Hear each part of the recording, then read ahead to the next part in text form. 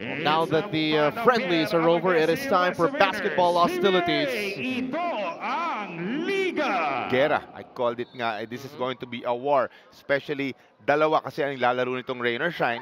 You make the trip, hoping to win 2 games, partner, malaking bagay. This game para sa rain or shine, lalo na they're 0-2 rin kasi, Yun yung partner. starters para sa Global Port Batang Pier at para sa Rain or Shine. Last openers, Miranda, Romeo, Famous, Kramer, Jensen, samantala McInnes, Norwood, Almazan, Aranya, and Lee. Para naman sa Rain or Shine, Gabe Norwood getting the first 2 points on the board para dito sa Rain or Shine. Nabanggit nga natin kanina, habang nag-uusap tayo before the game started sa Stanley Pringle, we're curious to see if he will get to see some action as Denok Miranda soars and scores inside. Well, prior to this game, ganda ng nilaro ni Stanley Pringle. Parang I was calling them a three-headed monster. Terrence Romeo, Pringle, at yung kanilang import na si Omar Cryan. They're a very exciting team to watch, this Global Port team. Liparan yung katawan ng mga Global Port players dahil sa pagpasok. Ito si Wendell McInnes. Ball will stay with Rain or Shine. Jared Famous has his work cut out for him as we see Raymond Almazan pass it to Terrence Romeo James. Romeo looking for an opening. Oh, slips! At bola babalik sa last 2 painters. Medyo mukhang madulas yung floor, no? Tabla tayo dito, 2 points apiece sa ating first quarter. Jensen tumataw dito kay Gabe Norwood. McInnes stops the key, swings it over to Aranya. Almazan setting the pick para kay Paul Lee. Lee driving inside and getting the finish. Using the screen, turning the corner. Kilala natin what the Paul Lee can do. Very nice layup galing sa kanya. At ito yung mga matchup nga na pinag-uusapan natin kanina, yung duelo dito si Paul Lee at si Terrence Romeo as Wendell McInnes getting the finish and the foul. Very nice play, not stopping Wendell McInnes kahit na may pito na. Going straight to the basket, he will get continuation and a bonus free throw. At ito si Wendell McInnes, Jolly, yung mga isa sa mga no-nonsense type of 4 guys, 5 guys, you know, just bullies his way inside. You know, nothing fancy sa kanyang laro as he finishes the 3-point play. Double-double averages para dito kay Wendell McInnes, 21 points and 12 rebounds per outing. Miranda, binabati ni McInnes. Global Port moving the ball around. 6 left to shoot. Famous, ginugulo ni Raymond Almazan, forcing him outside. There will be 1 second left on the shot clock para di sa Global Port.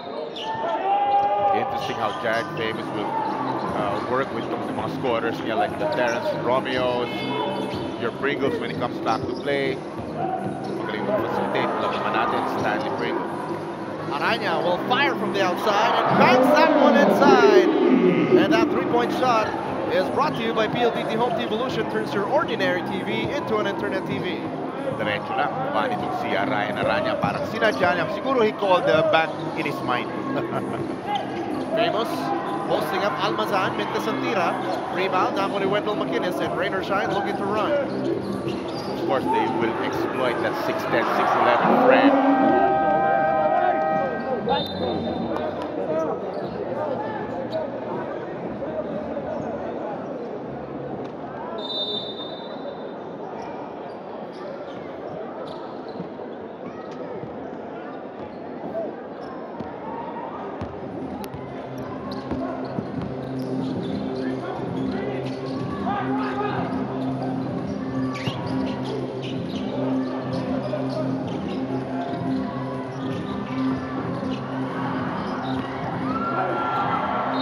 Nagbabagang simula para sa Rain or Shine and Last Two Painters. They are up 13-2 kontra sa Global Port Batang Pier, and Jared Famous talaga sinusubukan yung kanyang physicality inside si Raymond Almazan. Ayaw iwanan tila kanino. Ito si Jared Famous. Slow start para dito sa Global Port. Partner throwing a bunch of very good defenders dito kay may hawak ng bola na yan na Terrence Romeo. One time Gabe Norwood was on him. Ryan Aranya will get a look also kay Terrence Romeo. not a lot of points para sa Global Port to start this first quarter. That time, ito si Doug Kramer nakakuha ng offensive rebound and vicious a foul. Itong addition ni Doug Kramer who scored 16 points, 9 rebounds. Ang maling laro nitong Batang Pera, and Doug is looking to be that workhorse inside. Alam na natin guard-heavy team itong Batang Pera, and Doug certainly a presence sa kakailanganin nila in the shaded lane. Mukhang komportable siya dito sa Global Port, partner. Of course, sa San Miguel Beer, kaagaw niya sa playing time. June Marfardo, mahirap po na ng minutes. Pero dito, we see na parang he's found a home, partner. 16 points, all 9 points nung nakaraang game against the Beermen. Dati niyang team. Miranda looking for an opening. Lob pass inside para kay Jared Famous. Huli sa taas. Saan ka pupunta? Sabi ni Wendell McInnes. Rainer shine the other way. Trying to exploit that 6'11" frame. I was telling you kanina, no, James? Ang nilalob sa kanya, pero medyo malapot yung kanyang pag-angat that time.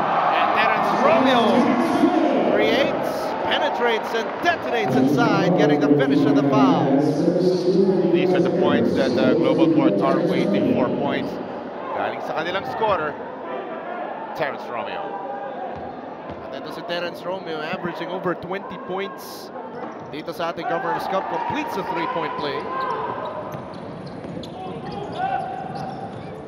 Para dito kay Terence, kung merong isang flaw sa kanyang laro, pwedeng masabi dyan yung kanyang shooting percentage, just a little over 30%.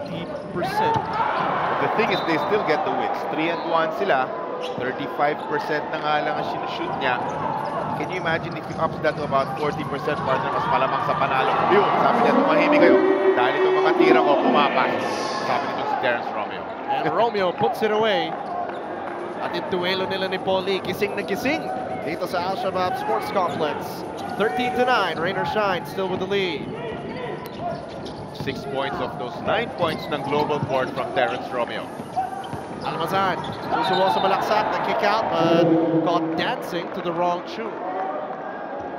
Minsan, partner, that's what I always say, no? Out of town games, nawawala ka sa routine mo. Ito, ang layo ng binyahe ng mga teams. Tapos, unang-una ni Raymond Almazan, nag-turnover nga kagad, passing into the wrong guy. At ngayon, nag-traveling naman si Almazan. Famous, kakayan sa ilalim. At makakabingwit ng foul kay Raymond Almazan. As a big man partner, dapat na-finish nito si Jared Famous, yung mga incursions, yung mga atake niya dyan sa may shaded area. Hindi pumapasok pero he will have to earn it from the free throw line. Kanyang una papasok.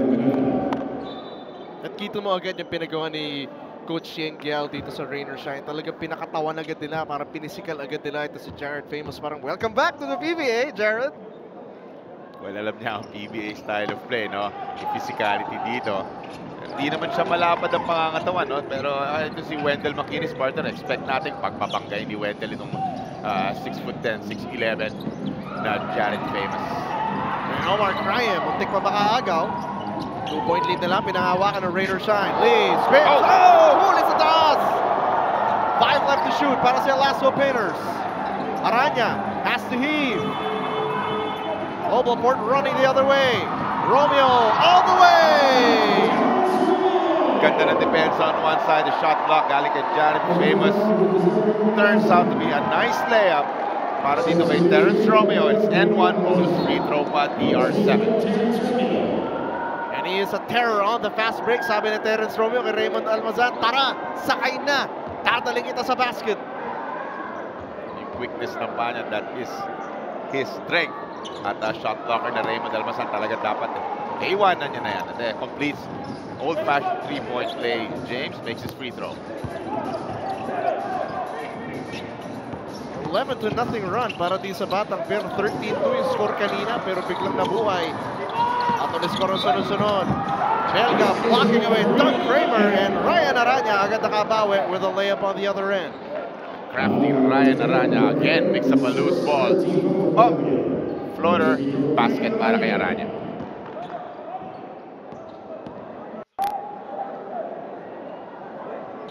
Ryan Aranya, one of the craftiest players dito sa ating liga. As you see Coach Yang Giao shaking his head a little bit dahil nga ito sa 11-0 na bomba na pinakawalan itong Batang Pier. Doug almost loses it. Partner sila Omar Graham and sila Denok Miranda have to up their games. Ano? Dun sa pagkawala nitong si Stanley Pringle. Kulang sila ng isang facilitator dyan. We know naman na talagang very good decision maker is Stanley Pringle. Bounce pass, napasa doon ni Omar Graham. At banggitin lang natin yung laban ng Global Port kontra sa Star Hotshots. Si Anthony Semra checks in kasama si Billy Mamaril. Yung game winner, na-score pa. Dito si Stanley Pringle.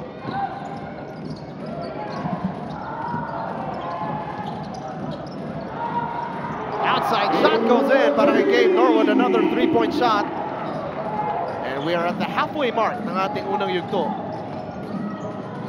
Under 6 minutes remaining. But look at the hot shooting of both teams. Ito yata mas mainit sa panahon sa Pilipinas. Yung shooting ng parehong koponan. Right back at you. Sabi din si Omar Graham. Ito na Wendell McInnes. The power move.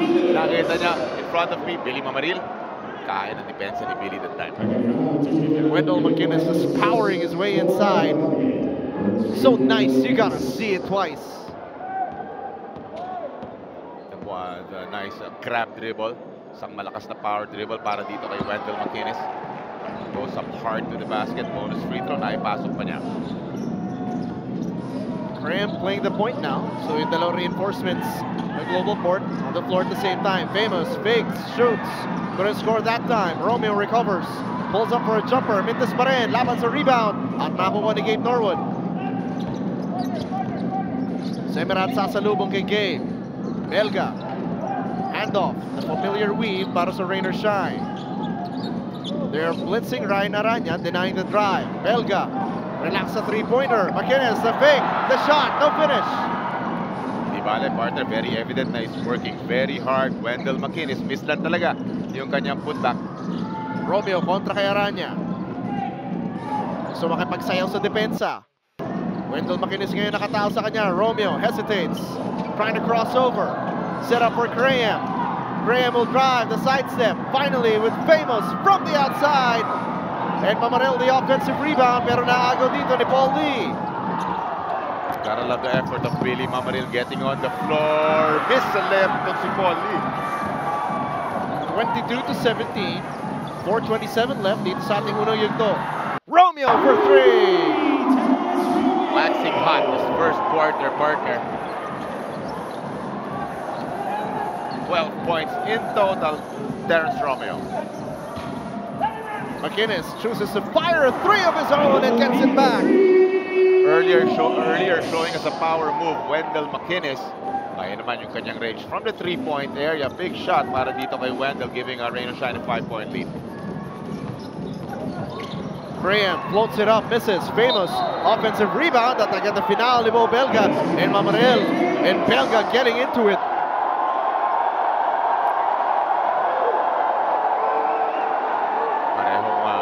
Mga enforcers ng bawat koponan.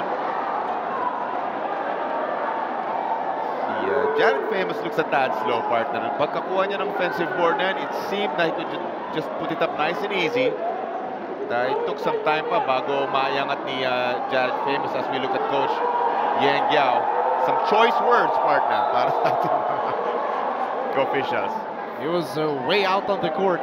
Alam naman natin gano'ng papalaban ito si Coach Yang. Ito yung sequence. So si Bo Belga, imbes na bigyan ng easy 2 points si Jared Famous, agad niyang final. Yeah, evidently lots of contact. Ito yung hataw ni Bo. Boom, boom. And Billy Mamaril taking exception to that. Did not like yung hard foul itong si Bo Belga dun sa kanyang import. That's Billy Mamaril. And even Jared Famous is telling Billy, relax lang, Brad, pulling Billy Mamaril away from that altercation. Of course, you don't want anybody thrown out. Both teams need a win. Tatandaan natin itong Global Port Batang Bear natisod lang kontra sa San Miguel Beer noong linggo. Samantalang itong Rainer Shine and Lasso Pitters, actually in both their losses, parang breaks of the game lang kaya natatalo. Itong Lasso Pitters is looking for win number 1 to jumpstart their campaign. Only baskets from Jared Famous or free throws earlier. Ito, pagkakataong dagdagan yung kanyang 2 puntos. So that's an N1 play. 5 points in total is the import of Global Port. Wala nang 4 na minuto na titira sa ating unang yugto. Belga mula sa labas and puts it away. Earlier, firing up an air ball itong si Bo Belga from the 3-point area. Pero ngayon, bottom of the net ang kanyang 3-pointer. Romeo has Belga on the outside. It's time to dance. And things are getting really physical dito sa Al-Shawad Sports Complex. Terence Romeo standing in the face of Bo Belga. Pero yung contact una nanggaling kay Bo. Nakita mo dun sa atake like a semi-close line. Tapos nagpakawala ng parang siko. Ito, tingnan natin ulit, Charlie. Hindi na nakita yung nauna ni Bo Belga.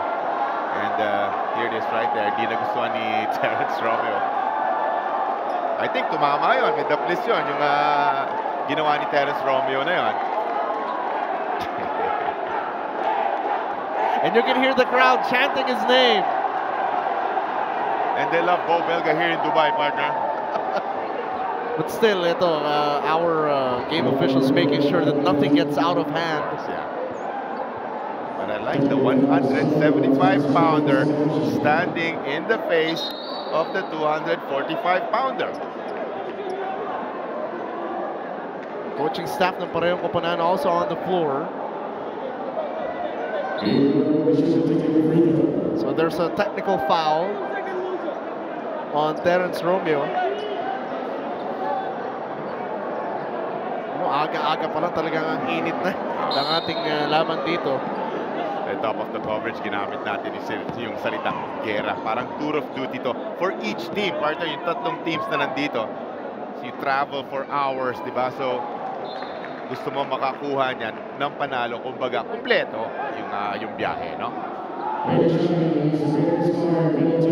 Now, you know when Bo Belga is on the floor, he's going to give you the business.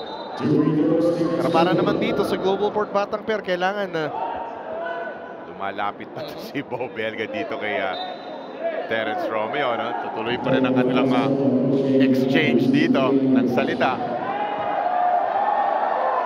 Well, it is always an explosive affair sa pagitan ng Rain or Shine at the Global Port. Coach Yeng, Coach Galoy, Coach Mike Buendia.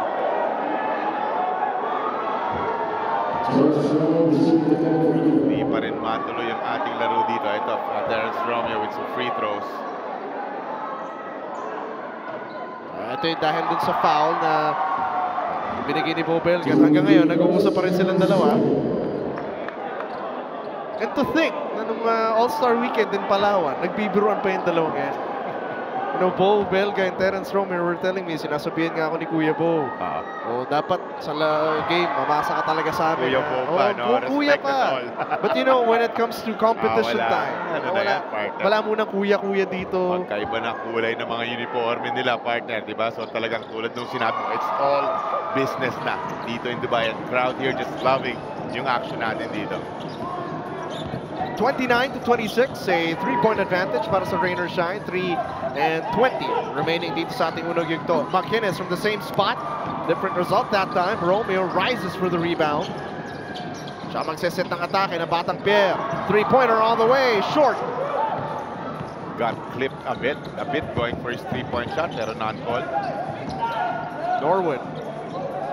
Rain or Shine moving the ball around. Belga trying to drive and score. Showing us yung kanyang dribble penetration, Bo Belga. Earlier, fired up a 3-pointer, kaya worried sila dun sa 3-pointer na yun. So, nag-collapse sila. Nagpakita ng konting quickness itong si Bo Belga. 5 puntos para kay Big Bo. Mamarel, the jumper, short, and McInnes tracks down the rebound. Pagkakataon para sa Rain or Shine na dagdagan ang kanilang laman. Norwood dancing with Semerad. McInnes, naghanap ng option. Sasalaksak over the defense and gets it a go. It's two big men para dito sa Rain or Shine. Mga dribble penetrations. One from Bo Belga. Now, ito naman si Wendell McInnes. Total of 11 points para sa kanya. Famous, the jumper. Gets that one to go. Finally, perimeter jump shot para dito kay Jared Famous. He has been trying that since the beginning of this ball game. Yung isang field goal niya under the basket. Ngayon, finally, a 16-footer para sa kanya. High scoring game, 33-28. Unang quarter pa lang ito. McInnes walks into a 3. Famous flying for the rebound. 4 boards na rin itong si Jared Famous. Set up para kay Jared Famous pero masyadong wide yung kanyang paglanding. Steps out of bounds. Ball will go the other way. And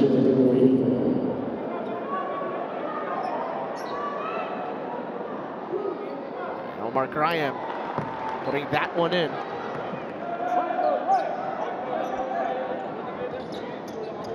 Jericho Cruz now in the game para sa Rain or Shine. Wanna see itong si Jared Famous para dito sa global boards. Really power himself dyan sa may shaded area, no? Really impose yung kanyang height. Partner, he is the tallest among everybody here. But the way itong si Jared Famous has been playing so far, do you think he's more of a finesse forward o mas banger ba ito para sa'yo? Pero pinipilit din nila siya, nilalampas sa kanya yung bola dun sa may ilalim. Like I mentioned, only 2 field goals para sa kanya. Most of the time, unsuccessful siya dun sa may ilalim. Mabuti, these other guys, gumagana. See another missed shot dun sa may shaded area, Jared Famous. Belga stops on a dime. Maghanap muna ng kaibigan. Aranya fooling everyone with a sidestep and a finish. Nice moves na naman para dito kay Ryan Aranya. Threading the needle. 8 points in total para kay Ryan. A steal para kay Jonathan Oiloan. Jericho Cruz behind the back pass. Macinis inside the finish and the foul. All business partner, like we mentioned. Wendell Macinis never relaxes, just a shaded area, always going strong to the basket. Actually, ang ganda ng pasa papunta kay Jericho Cruz. Nawala sa kanyang bola pero staying with the play. Wendell Macinis, power play completed. And gets the free throw to bounce in. Kompleto na naman yung 3-point play para dito kay Wendell Macinis, and he is really cooking dito sa ating unang yugto. 14 points in total. Wendell Macinis showed us a 3-pointer early in the ball game. Cryan outside. Ronjay Buenafe, and he puts it away. Instant offense partner. Announcing yung kanyang pagpasok. Ronjay Buenafe.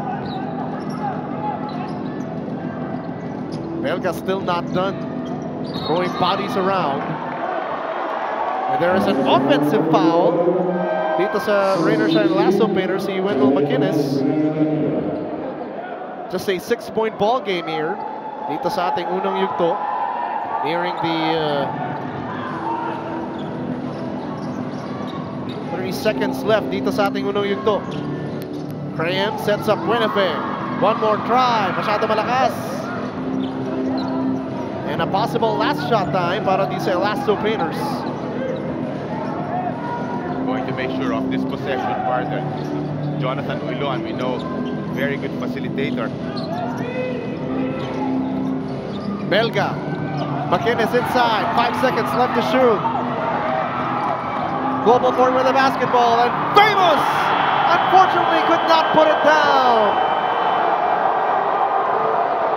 And that last sequence, a defensive stop, will allow Rain or Shine na protektahan ang kanilang kalamangan, 38-32. Napakainit ng shooting, napakainit ng aksyon.